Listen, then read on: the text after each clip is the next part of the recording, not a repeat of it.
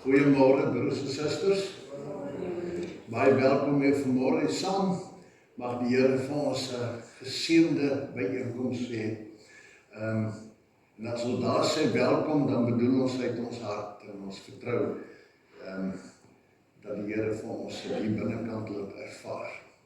Kom ons begin met 'n paar liedere wat ons gaan saam sing. En hierdie eerste loflied gaan ons 2 keer sing.